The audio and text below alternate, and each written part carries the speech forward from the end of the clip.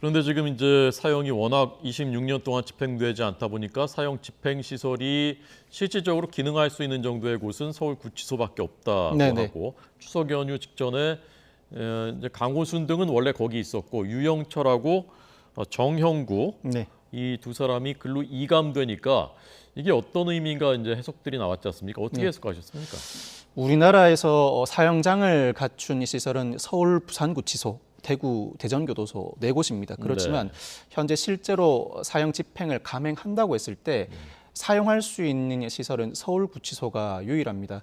이 사형수들 일부를 서울구치소로 옮기는 조치를 단행했습니다. 이를 두고 사형 집행을 염두에 두고 있는 것 아닌가. 사실 실질적 사형 폐지국으로 분류되고 있습니다만 우리나라가 강력한 결단으로 사형을 집행한다고 했을 때 이를 막을 방법은 없습니다.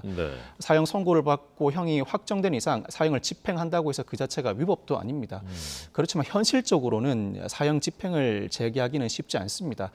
아마 서울구치소로 이감을 한 조치는 일반 사회에 강력 범죄가 난무하고 특히 묻지마 범죄가 연이어 발생하고 있는데 이에 대해서 경고하는 효과를 상당 부분 노린 것 같고 현재 사형 선고를 받고 형이 확정됐음에도 불구하고 집행되지 않은 인물들, 사형수들이 교정 당국이 관리하기 상당히 어렵다고 합니다.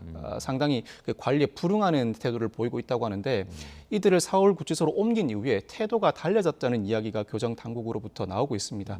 관리상의 어려움을 돌파하기 위한 시도라고도 볼 수 있습니다. 네. 그러니까 당장 사형을 집행하겠다라는 거 그렇게까지 해석하기는 좀 이르다라는 말씀이신데 한동훈 장관이 이제 어떨 때는 좀 원론적으로 얘기하기도 합니다만은 지난 8월에는 어떤 정부도 사형을 집행하지 않는다고 명시적으로 입장을 밝힌 적은 없다. 그리고 기본적으로 주권적인 결정이다. 이 발언은 어떤 맥락으로 해석을 해야 될까요? 사형 집행의 가능성을 어느 정도는 열어두되 실제로 사형 집행까지 나아가기에는 상당한 어려움이 있다 보니 원론적인 입장에서 크게 발전된 발언을 하기가 어려운 것 같습니다. 우리나라는 외교 관계에 비춰보더라도 또 각국과의 경제적인 문제에 비춰보더라도 사형 집행을 현 시점에 와서 재개하기가 상당히 어렵습니다. 물론 미국, 일본 등을 비롯한 여러 선진국에서도 사형을 집행하는 국가들이 있습니다. 그렇지만 지금까지 사형을 집행해 오지 않다가 갑자기 그 흐름을 돌리는 건 쉽지가 않습니다.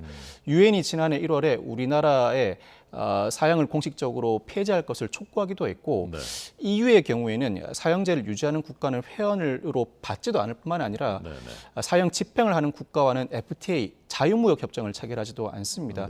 지난 이명박 정부에서 한번 사형 집행을 재개해보고자 시도가 도입된 적도 있었습니다만 이와 같은 관계에 비춰볼 때 상당히 무리라는 외교 당국의 조언에 따라 사형 집행에까지 실제로 나가지는 못했습니다. 아마 이러한 어려움 속에서 법무부 장관으로서 실제로 사형 집행을 할 수도 있다는 원론적 발언을 반복하는 것 같은데 앞서 설명드렸던 것처럼 우리나라에서도 사형제가 엄연히 존재하고 있는 이상 실제로 집행할 가능성은 열려 있으니 일반 범죄자들로 하여금 강력 범죄를 더 이상 진행하지 말라는 경고의 의미가 가장 주된 효과인 것 같습니다.